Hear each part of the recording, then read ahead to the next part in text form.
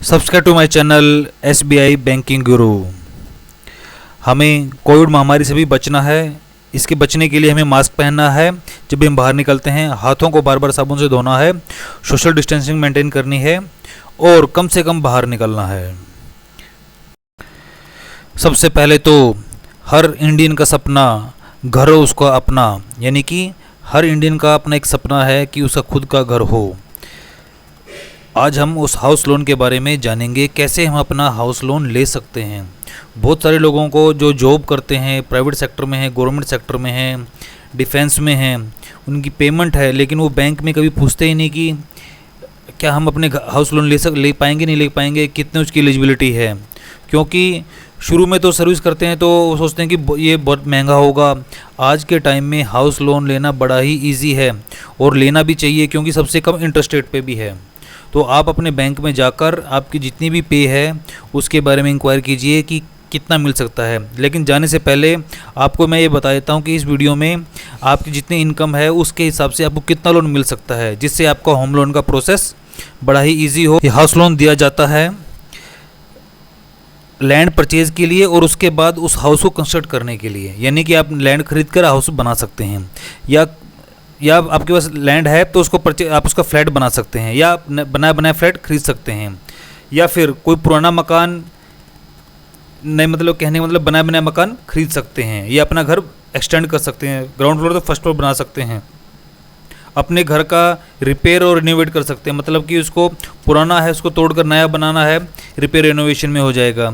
या ऑलरेडी दूसरे बैंक से, प्राइवेट बैंक से लोन चल रहा है, उसको हम टेक ओवर भी कर सकते हैं, क्योंकि SBI के अंदर लोन समय चीप लोन होता है, उसमें कोई भी हिडन चार्जेस नहीं होते, बहुत सारे लोन मिलता है। लोन की ड्यूरेशन क्या है, कहने का मतलब है कितनी मैक्सिमम उसका ड्यूरेशन, रीपेमेंट का ड्यूरेशन कितना है। 30 ईयर्स।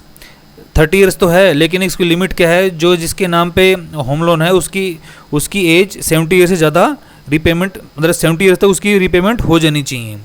अगर वो 50 है तो उसका 20 years he duration of home loan रहेगा। 30 साल तक मिलता है, लेकिन आपकी एज मैक्सिमम 70 ईयर्स तक ही आप उसको रीपेमेंट कर सकते हैं।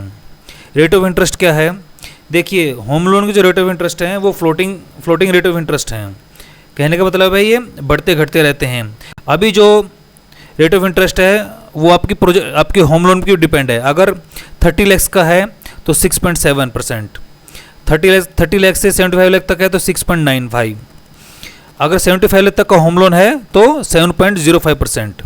ये फ्लोटिंग रेट ऑफ इंटरेस्ट होते हैं। गवर्नमेंट ऑफ इंडिया ने, SBI ने जितने भी आपके लोन हैं वो आपके रेपो रेट पर लिंक कर दिए हैं, तो ये ऊपर नीचे होता रहता है। कहने का मतलब है इससे आप पता चलता है कि देखिए ये रेट ऑफ इंटरेस्ट तो FDs की हुआ करते, आज के टाइम में होम लोन के हो गए हैं। तो मैं आपको दोबारा बता रहा हूँ, अगर आप कहीं पे भी जॉब करते हैं तो गो फॉर होम लोन, क्योंकि ये सबसे बेस्ट टाइम है आपके होम लोन अवेल करने का।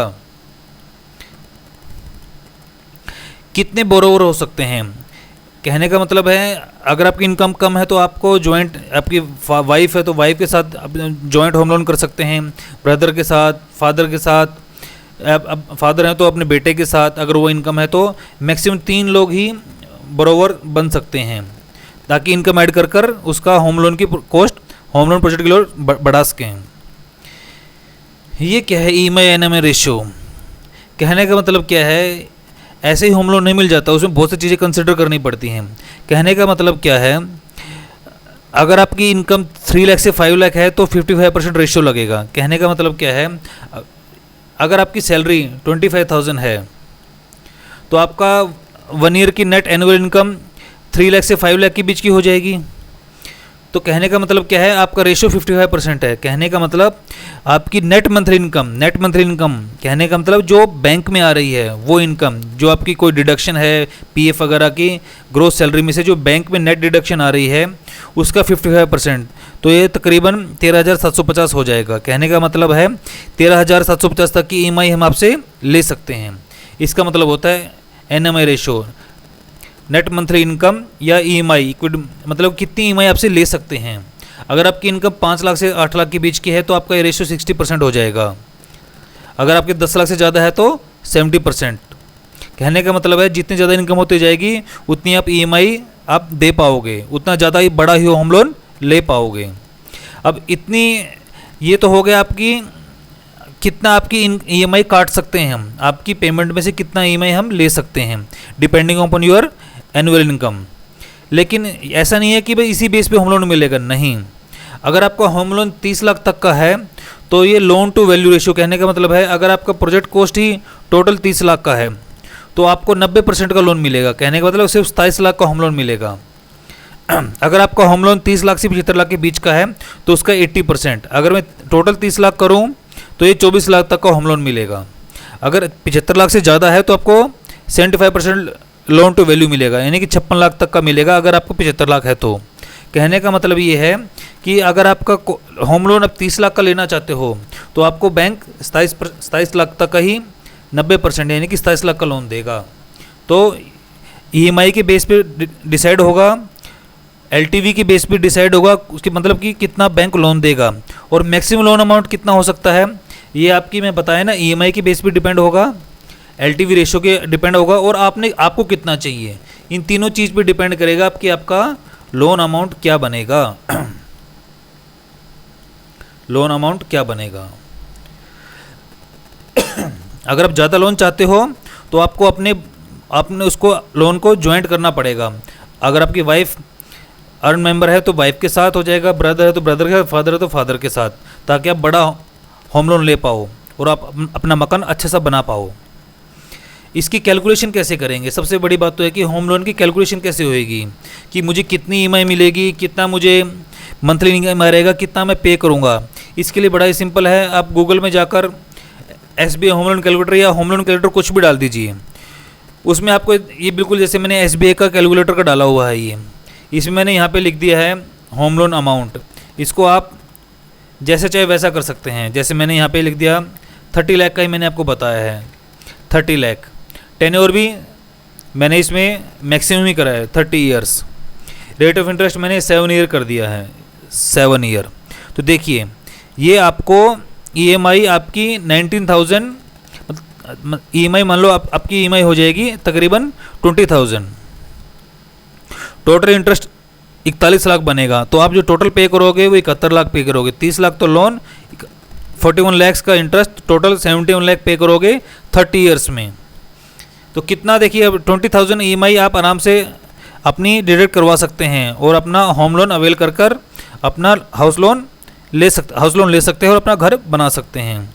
ये चार्ट है, धीरे धीरे आपको मंथ वाइज ये मंथ हो जाएंगे। तो हो गया आपका कैलकुलेशन पे, आपको पता चल गया कि मेरी ईएमआई कितनी है, आप एलिजिबल भी हो। उसके बाद भी होम लोन ऐसे नहीं मिलेगा, उसके लिए आपको 2 चीज़ आपको मेक श्योर करनी है कि नंबर 1 कि आपका जो मकान है उसका नक्शा पास होना चाहिए। वो मतलब कहने का मतलब है उसका अप्रूव्ड प्लान होना चाहिए, नक्शा पास होना चाहिए, कमेटी से हो सकता है, म्यूनसिपल एरिया से हो सकता है। और उसके डॉक्यूमेंट्स, प्रॉपर्टी के डॉक्यूमेंट, अगर आप ये इस वीडियो में बने मकान के लिए हैं, ये दोनों डॉक्यूमेंट्स के साथ, ये दोनों मैंडेटरी डॉक्यूमेंट आपको पता होने चाहिए कि भैया मेरा जो जहाँ पे मकान बना ले रहा हूँ मैं, वो ज़्यादातर ये कॉलोनीज़ में होता है, किसी नगर में होता है, सेक्टर में, हुड्डा के सेक्टर में, हाउसिंग बोर्ड में, बिल्डर वगैरह में ये कोई इशू नहीं, अप्रूव्ड प्लान का, सेल डीड का कोई डॉक्यूमेंट की रिक्वायरमेंट नहीं है। जस्ट आपको बैंक में जाना है। बैंक में तो चले जाते हो, बैंक एक्शन क्या लेगा। मान लो आपने बोला कि मैं किसी भी कॉलोनी में लेना चाहता हूँ, किसी नगर में लेना चाहता हूँ, तो बैंक के जो इम्पेनल लॉयर्स होते हैं, क्योंकि हाउस लोन एक बहुत बड़ा लोन अमाउंट जो बैंक देता है, उसको बैंक वेरीफाई करता है कि ये जो प्रॉपर्टी है ये किसी पे किसी भी का कब्जा तो नहीं है, ये फ्री होना चाहिए, बिल्कुल ओनरशिप इसका बिल्कुल क्लियर होना चाहिए। तो जो बैंक के जो लॉयर होते हैं वो रिपोर्ट देता है, किस चेक करने के लिए, ओनरशिप चेक करने के लिए। तो बैंक अपनी तरफ से क्या एक्शन लेता है, 2 चीज़ की रिपोर्ट लेता है। अपने तो रिपोर्ट लेगा ओनरशिप की और वैल्यूएशन रिपोर्ट, कि ये जो बनाया मकान है या फिर प्लॉट है, या प्लॉट पे जो मकान बनाना चाह रहे हो उसके एस्टिमेटेड कॉस्ट जो आपने बताई है, क्योंकि आप तो बता दिया, लेकिन बैंक के लिए वैल्यूअर की रिपोर्ट होनी चाहिए, लॉयर की रिपोर्ट होनी चाहिए कि हाँ ये बिल्कुल फ्री है, किसी कब्जे से फ्री है और इसका ये एस्टिमेटेड कॉस्ट बिल्कुल है कि नहीं है।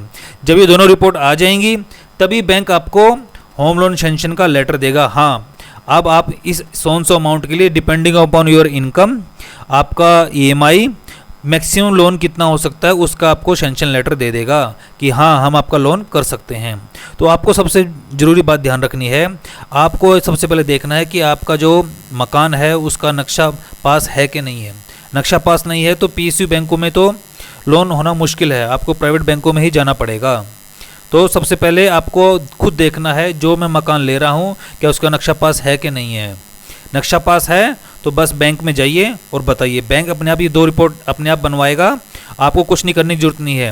ये लॉयर रिपोर्ट ओनरशिप चेक करने के लिए और वैल्यूएशन रिपोर्ट, जैसे ये रिपोर्ट 1-2 दिन में आ जाती है, उसके बैंक के जो इम्पैनल लॉयर्स होते हैं, वैल्यूअर होते हैं, वो रिपोर्ट बना के दे देंगे, चेक कर लेंगे। उसके बाद आपको डिपेंडिंग अपॉन योर EMI, आपका प्रोजेक्ट कॉस्ट कितना है, आपकी एनुअल इनकम कितनी है, कितना आपका अमाउंट है, उसके हिसाब से आपका होम लोन का आपको सैंक्शन मिल जाएगा और आपको होम लोन डिसबर्स हो जाएगा।